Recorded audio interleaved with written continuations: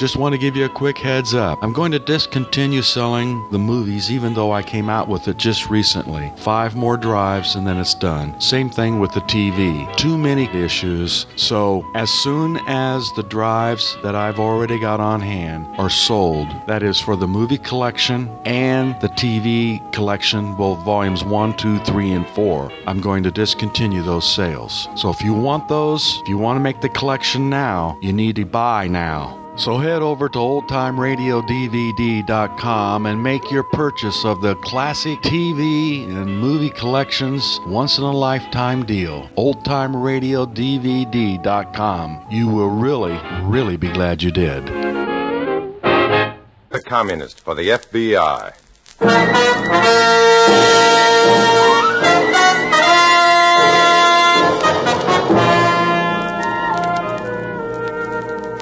Starring Dana Andrews in an exciting tale of danger and espionage. I was a communist for the FBI.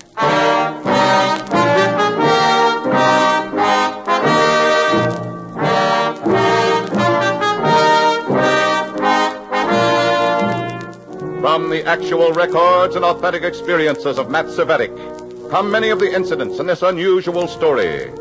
Here is our star, Dana Andrews, as Matthew Cvetic, who for 9 fantastic years lived as a communist for the FBI. After 9 years in the Communist Party, you're bound to get the idea. I did. It's a game, a vicious game of follow the leader. The problem is the followers never become leaders, and the leaders are all doomed to disaster. So nobody wins when you play the red game, and everybody loses.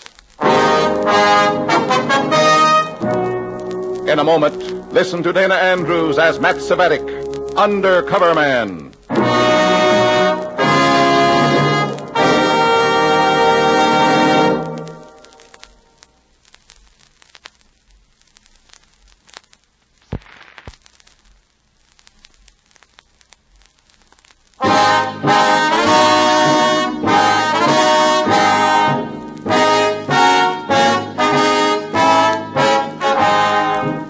Now, here is Dana Andrews as Matthew Cvetic, Undercover Man. This story from the confidential file is marked The Inhuman Element.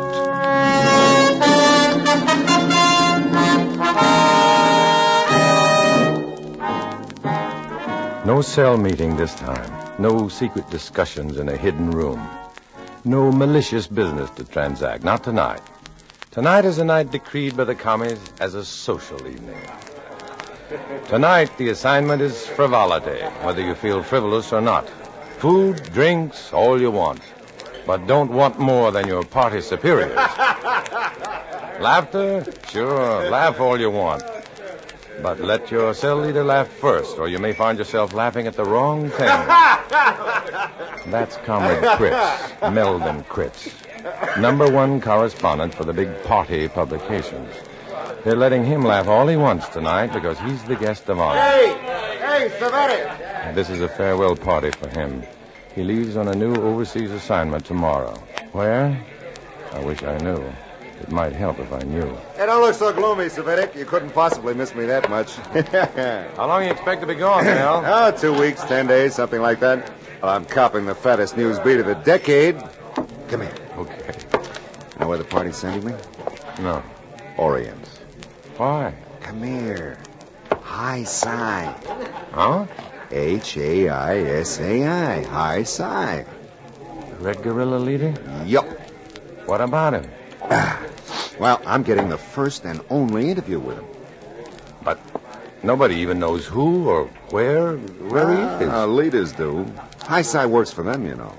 Sure, but how are you going to find... The propaganda committee's fixing it for me. The first exclusive interview with the mysterious leader of the Red Guerrilla Raiders. Hey, excuse me. What's wrong? It's a refreshment problem again. Another tripsy for old Mel Cripsy.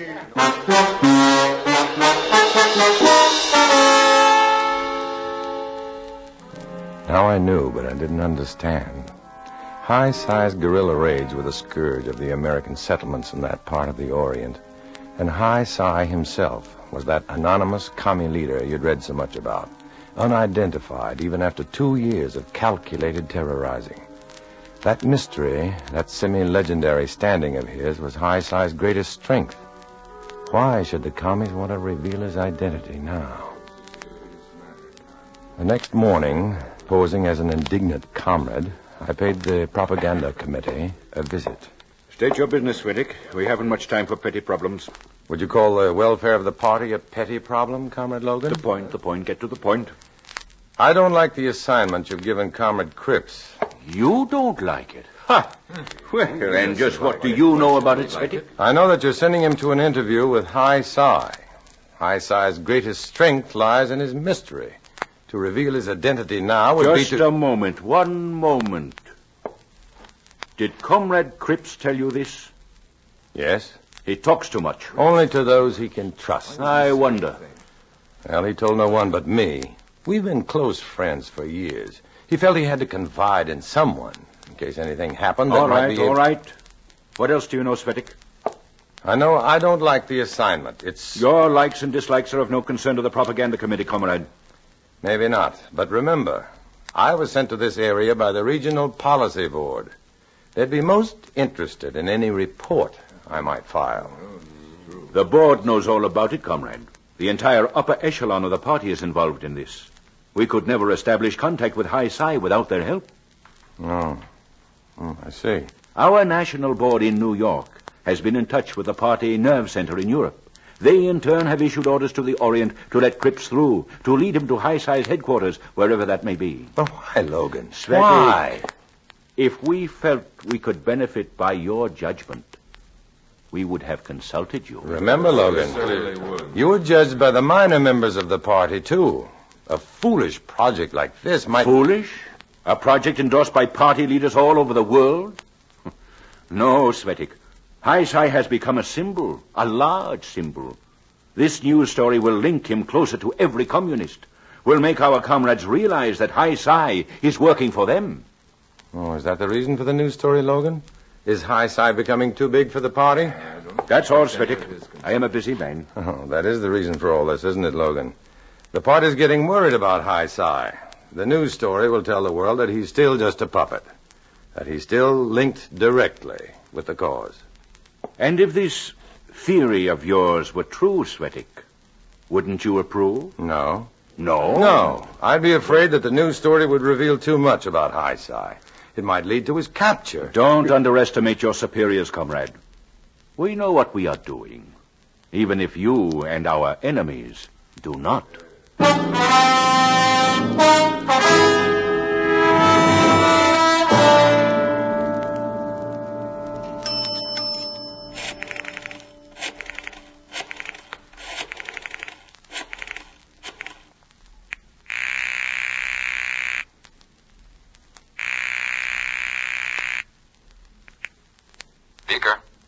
Beaker, this is Red. Hi. Got troubles? Listen, the party's sending Mel Cripps to the Orient, into Red territory. Cripps? The news guy? Yeah. With his red complexion, he won't be able to get a passport. They'll probably fix a phony one for him. Well, that'll be easy to stop. I'll just talk... No. Let him go. Why? Look, the whole party is doing a lot of international string pulling to get him over. They've arranged for him to interview High-Si. You know, the guerrilla leader? Neatest trick of the week. We've been trying to find High-Si for over a year. Well, this may do it. Let Cripps get his story.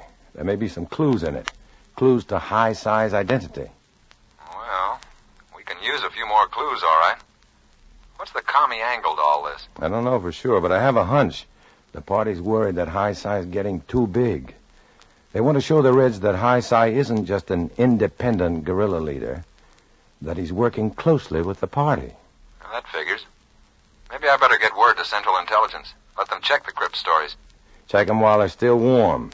Then the CIA may be able to tag High-Si before he holds up. Right, Matt. Thanks. Within a week, Mel Cripps had filed his first story. The commie press in America and all over the world hailed it as a tremendous scoop for the party. But the American government wasn't interested in scoops. They wanted High-Si. The stories kept coming in for 5 days, cleverly written, liberally sprinkled with tantalizing facts about the guerrilla leader's headquarters, his henchmen, even a carefully worded physical description of Hai Sai himself. The stories made it pretty clear that Hai Sai was working for the party all right.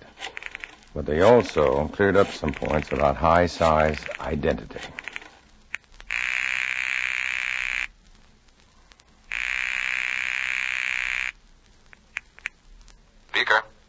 Beaker, this is Red. Been trying to reach you, chum. About the Hai Sai stories? Yeah. Happy? No. What's wrong? We dug enough clues out of the articles to put together a good picture of Hai Sai. Great. Then you... No, not great. We're pretty sure who Hai Sai is now. In fact, the whole world will know him soon. So? So, according to what we know now, Hai Sai is actually one of our own anti-communist leaders. What? It's George DePaul, a wealthy American planter over there. Well, DePaul's been fighting Hai Sai. Yeah, that's what we thought. But from what we found in these articles, he is Hai Sai. Every clue, every carefully guarded fact points right to him. Well, at least we know the truth about him now. Yeah. Wait till the natives over there figure it out. They trusted DePaul. He was their friend. Now they'll suspect every American who... Matt, are you sure this isn't another commie trick or something? No, Beaker, they wouldn't send Mel Cripps that far for a trick. You'd better see that something is done about Comrade DePaul, though, and fast.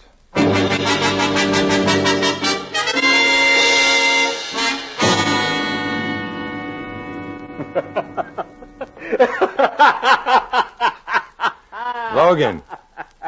Comrade Logan. Logan! What the devil are you cackling about? Oh, dear. Delightful. A masterpiece, Cvetic, an absolute masterpiece. The Hai Sai stories, no doubt. Here, look, repercussions are being felt already. Here, read it. Read the headlines. Just came out. Anti-American riots in Orient. Anti-communist natives turned on their American benefactors today as rioters stormed the plantation of George DePaul, intent upon... Delightful. Utterly delightful. You enjoy seeing a comrade torn apart by a mob? Comrade? Well, DePaul is Hai Sai, isn't he? Oh, Cvetic, you're as gullible as those natives. Oh, wait a minute. Isn't he Hai Sai? Well, of course not.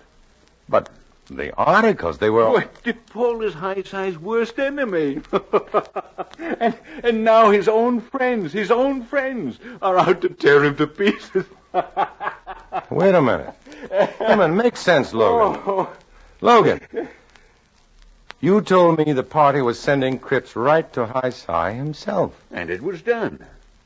And Cripps saw Hai Sai, and he wrote what he saw. Yes, indeed. Then what are you... Well, he wrote it as he saw it, all right.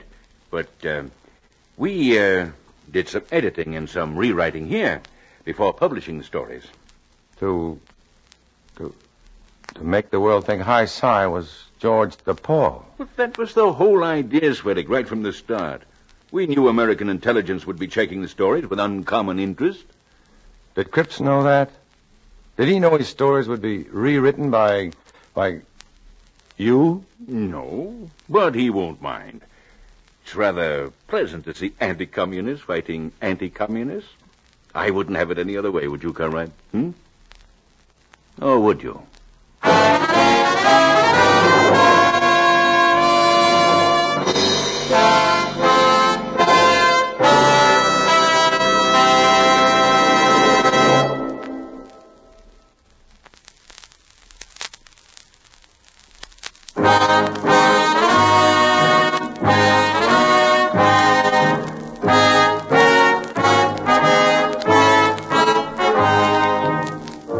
Back to Dana Andrews, starring as Matt Cvetic in I Was a Communist for the FBI, and the second act of our story.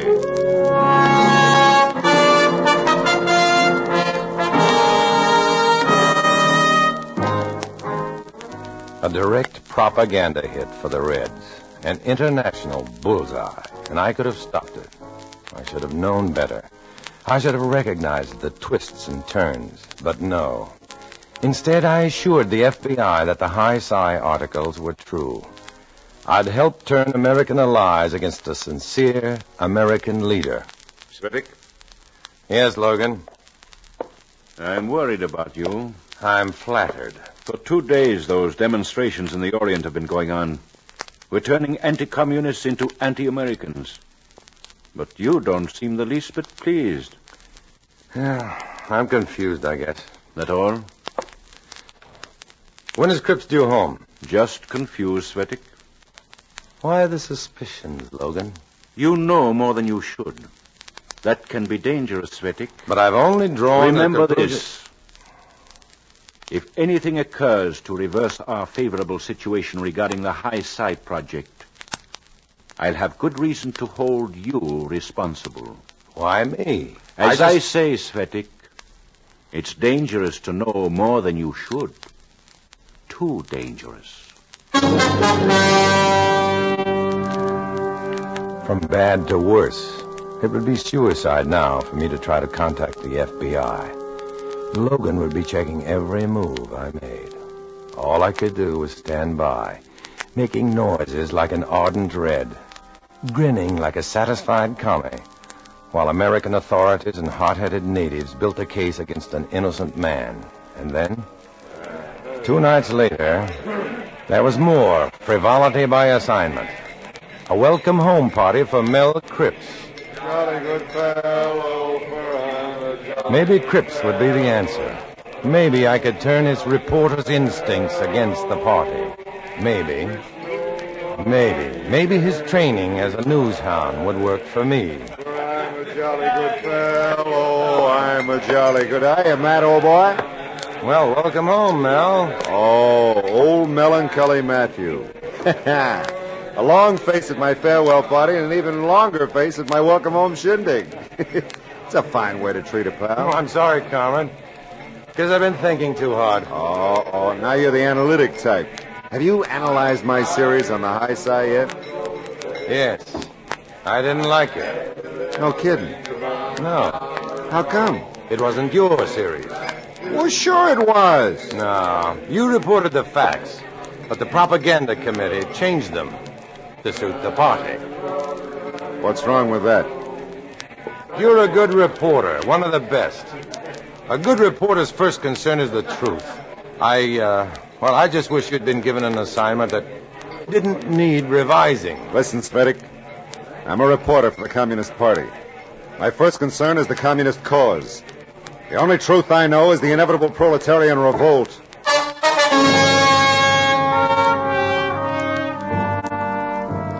Careful, Cvetic. Steady. That's 2 strikes in a row. Strike 1, not seeing through the commies' overall scheme. Strike 2, overestimating Cripps as a newsman and underestimating him as a Red. 1 more strike, and I'd be out. And before the evening was over, Comrade Logan was doing the pitching. In here, Cvetic. Something wrong, Logan? Sit down. Now, what were you and Cripps talking about? Huh? Oh, nothing special. Small talk, mostly. I don't believe you. Well, ask him. Say, what's wrong with you? What did you expect us to be talking about? He told you nothing. About what? Logan, that suspicious mind of yours is beginning to back up on you. He told you nothing about his latest assignment? No. Has he got a new assignment? He just got back. He's leaving tomorrow for one of our satellite nations. From his conversation, did he seem to suspect the true nature of... He didn't even mention it. Why should he suspect? Yeah. Why should he suspect anything? Your trusted friend isn't coming back, Cvetic. Cripps? Why? What's he done? It's unfortunate, but he's the only lower echelon party member who knows the real identity of High Psi. That knowledge is a threat to party security. But Cripps is too loyal ever to tell what he knows about High Psi. Loyal, yes. And human. Would you prefer a machine, Logan? Yes. But having none We must purge ourselves of the most dangerous human elements. That's all, Cvetic. Not a word of this to Cripps, comrade, or you'll join him on his one-way journey. Look, Logan. Cripps probably has notes on his original story about High Psi. Maybe even a copy of the unedited dispatch. Yes, that may be. And if he does have them, and they should fall into enemy hands... Yes, good thinking, Cvetic. Good. If he has any notes on the real High Psi, the one person he'd give them to is you. Well, I could try. The simple, direct approach. In the interests of the party. He couldn't refuse that. And if he does? I'll have 3 men stationed in the street beneath his apartment window. If he gives you trouble, just flip the window shade up or down as a signal. When friendliness fails, violence usually succeeds. Come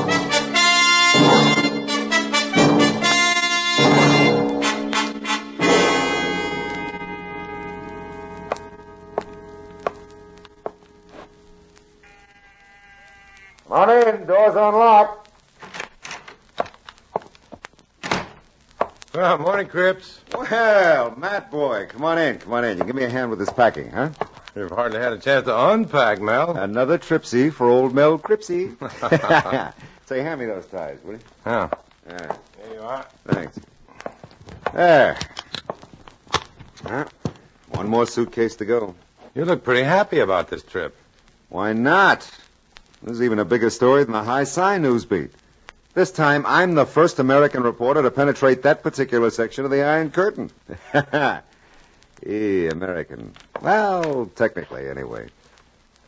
Say, speaking of that High Psi story, Comrade, you don't happen to have any copies of the original dispatch, do you? Oh, you mean before they made George DePaul the goat? Sure, why? Yeah, it might be dangerous to keep it around. If it gets into the wrong hands, it would be pretty... You're right. Let me see. Ah, here it is. Boy, oh boy. What the American government would do to get this little piece of paper. Let me see it. Sure. No, wait a minute. I don't think the party wants this information bandied about among its members. No, don't be silly. Let's see it. Oh, no. You better not, Matt. Why invite trouble? Oh. What are you looking for? Match, got one? Match? Oh, now, wait a minute, Oh, here's Mel. one. Once this copy is burned, it... Now, cut it out, you idiot. Hey, what are you doing? You burn that copy and the party will burn me. Logan sent me here to get that dispatch from you. Why? For the files. Give it to me, Mel. I warn you, Oh! Let go, Cvetic. Give me that copy, Cripps.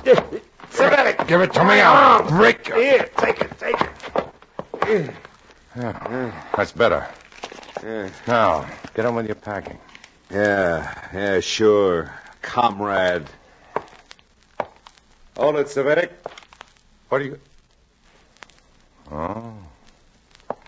That gun a souvenir from High Psi? Stand still. Now take that dispatch out of your pocket and drop it on the table there. Do it! And if I don't? My trigger finger gets some exercise. You always shoot people in broad daylight, windows open, shades up? Oh.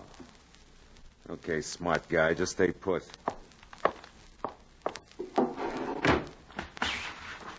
Happy now? Thrilled. I like seclusion. Well, let's have that dispatch, Cvetic. Right now. Okay, I'll count 5. Think you'll need some help? 1, 2. Stand still. 3. This is your last go-around. I want that copy. 4. Okay, comrade. This is what happens to traitors. Hey, what put the gun away, Cripps? Wait a minute. Take care of him, comrades. You bet. Will you let me go? What are you doing? Well, to coin a phrase, Logan, you came just in time. So I see. Cripps, is this how you treat a comrade, a trusted friend, sent here in the interest of the party? You sent him here? I told you that, Cripps. Did you find any notes or copies of the dispatch, Cvetic? Well, he doesn't have them anymore. Oh? That true, Cripps? You gave our vital secret away? I gave the only copy I had to Cvetic. Tell him, Cvetic. Show them. Is it true, Cvetic? Well, you saw the gun, Logan. What do you think? All right, comrades. Take Comrade Cripps away. Oh, right. Wait a minute. This is a frame-up. What are you doing? I gave that copy to Cvetic, I tell you. Take the traitor away before he attracts all the neighbors. Now, wait a minute. I tell you, I'm not a traitor. The party's my life. I swear, I gave the copy to Cvetic. I'm not a traitor. Well, Cvetic, want to join us in seeing Comrade Cripps to his final assignment? No, thanks, Logan. I've seen enough. Your trusted friend, eh? I hope you're convinced, Cvetic. Trust and friendship are human elements. As you see, comrade, humanity and communism don't mix. Yeah, I know, Logan. I know.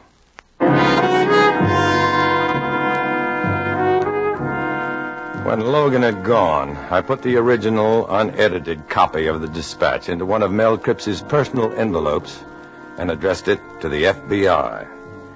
Its content would identify the real High Psi without a shadow of a doubt. George DePaul would be cleared of the false charges against him, and High Psi would be brought to justice fast. Outside, I dropped the letter in a mailbox and walked away. The streets were empty, heavy with early morning silence. The city wasn't awake yet. The nation wasn't fully awake either, nor was the world. Until the city, the nation, and the world were fully awake, I knew I must walk the empty streets in silence. I must walk the silent streets alone.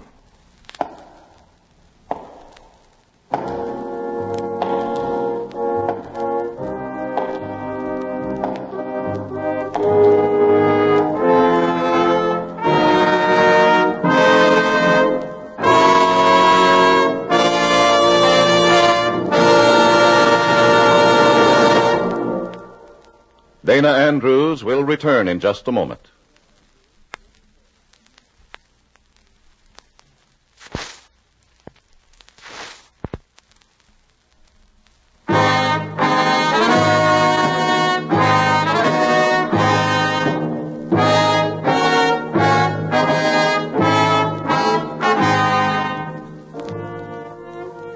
This is Dana Andrews, friends. One of the fundamental differences between tyranny and democracy is that in a tyranny, the people must follow the leader. In a democracy, the leader must follow the people. In the story you've just heard, names, dates, and places are fictitious to protect innocent persons. Many of these stories are based on incidents in the life of Matt Cvetic, who worked undercover for the FBI. Next week, another fantastic adventure. Join us then, won't you?